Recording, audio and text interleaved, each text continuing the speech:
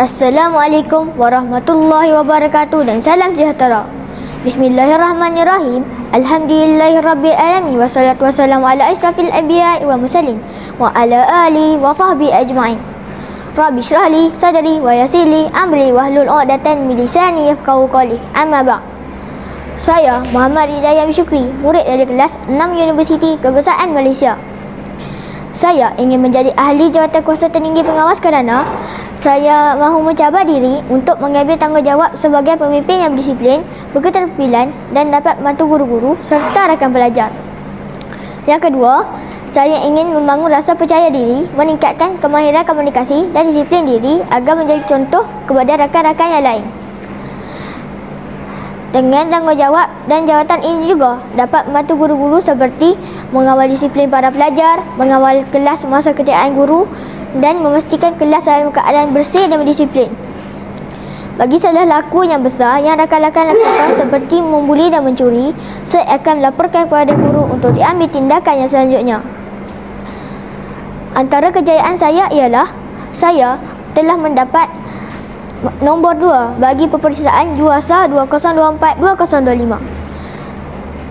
Saya mendapat 9A bagi percubaan UBKK dan saya mendapat 8A 1B bagi peperiksaan UBKK.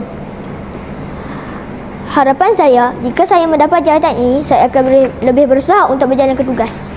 Saya berjanji akan menjalankan tugas dengan amanah dan jujur. Sekian daripada saya, Muhammad Hidayah Syukri. Sedikit petikan, kata-kata dan nasihat daripada Imam Syafi'i, iaitu ilmu itu bukan yang dihafal tetapi yang memberi syafaat. Dengan itu berakhirlah ucapan saya. Assalamualaikum warahmatullahi wabarakatuh. Baik Muhammad Dayan, apakah cita-cita kamu? Cita-cita saya ingin menjadi seorang askar.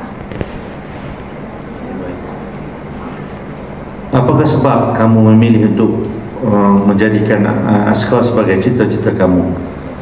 Saya ingin menjadi askar kerana saya ingin mempertahankan negara daripada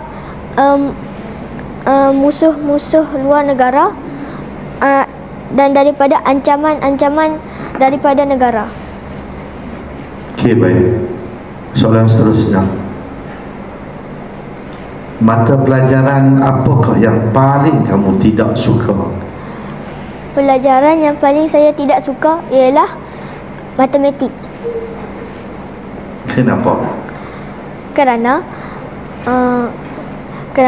saya tidak mengerti dalam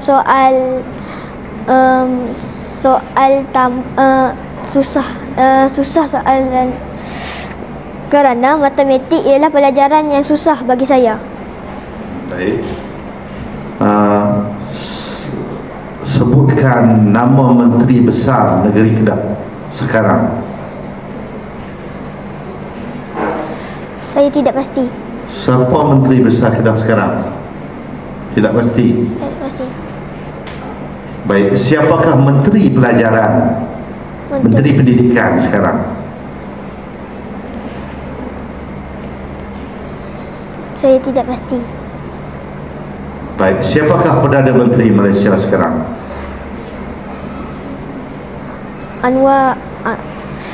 Datuk Seri Anwar Ibrahim. Okey, baik. Siapakah yang di-Pertuan Agong sekarang? Tidak pasti. Tidak pasti. Okey, itu saja. Sekian saja. Wabillahi taufiq wa hidayah. Wassalamualaikum warahmatullahi wabarakatuh.